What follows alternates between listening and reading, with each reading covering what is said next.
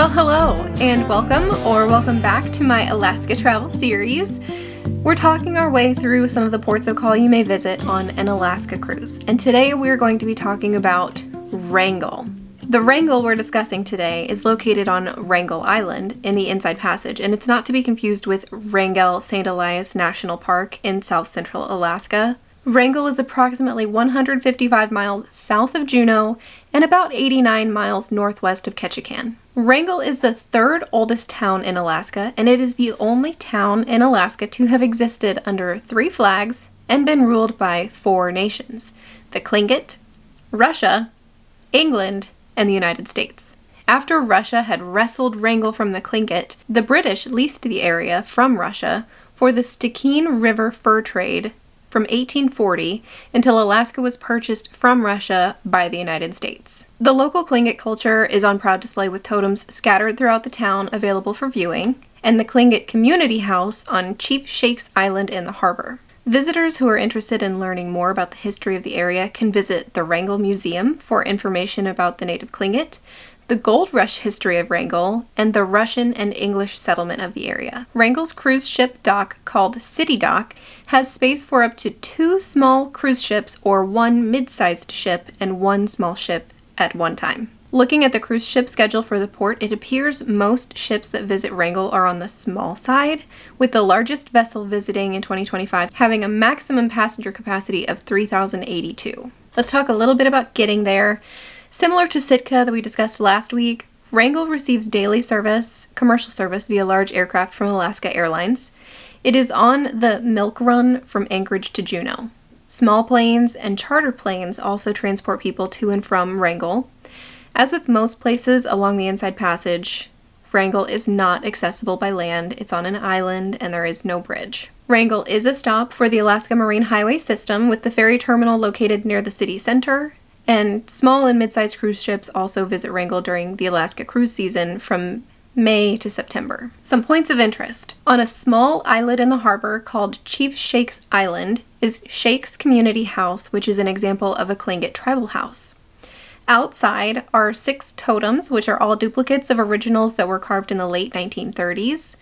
Visitors can access this islet by pedestrian bridge and view cultural items, tools, and blankets inside the community house. Petroglyph Beach State Historic Park is home to nearly 50 petroglyphs, which are available for viewing when the tide is out. Wrangell's Petroglyph Beach boasts the highest concentration of petroglyphs in southeast Alaska and offers easy access for exploration. In 2000, the beach was designated a state historic park, complete with an accessible boardwalk and a viewing deck overlooking Petroglyph Beach, the Stikine River, and Zimovia Straits.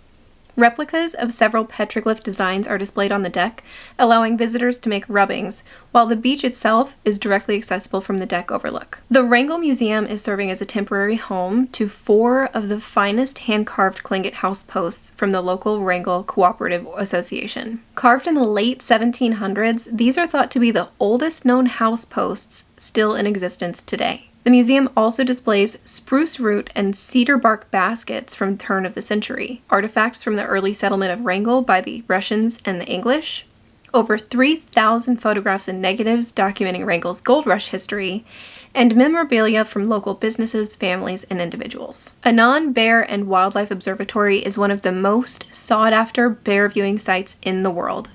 From Wrangell, the observatory is accessible by water or small plane, adding to its allure and exclusivity. The observatory is best known for offering a unique opportunity to observe both black and brown bears in their natural habitat as they gather to feast on one of Southeast Alaska's largest pink salmon runs. As far as things to do, as with most of the ports along the Inside Passage, Wrangell is easily walkable. It's easy for visitors to explore without booking an excursion through their cruise line or even a tour group. That said, if you have time for it while your ship is in port and you really want to see bears at the Annan Bear and Wildlife Observatory, I would suggest booking this excursion directly through your cruise line if it's available. Doing so would give you the assurance that you're going to make it back to your ship.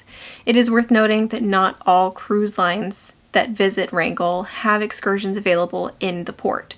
So if you're looking for an excursion and your cruise line doesn't offer one, you may either need to book it through a third party before the trip, find one when you arrive in Wrangell, or you're just gonna have to explore on your own. As for places to eat, the Stick Restaurant and Lounge and the Stick Cafe are located inside the Stickeen Inn.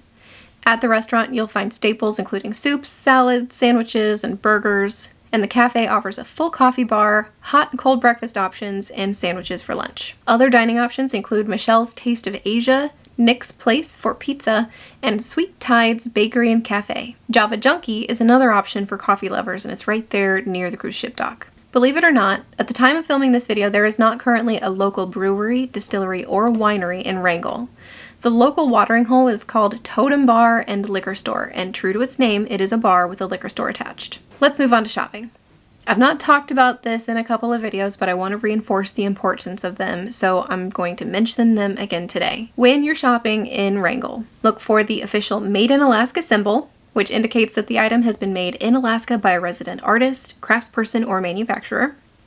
Additionally, the silver hand emblem signifies that the article was handcrafted by an Alaskan native. Visitors can check out the Stickeen River Gifts and Apparel, the Wrangell Museum Gift Shop, and River's Mouth Trading Company for souvenirs. A really unique shopping opportunity in Wrangell is something you may not even find in an official shop. You might purchase yours right on the cruise ship dock from a local, and that's the Wrangell Garnets.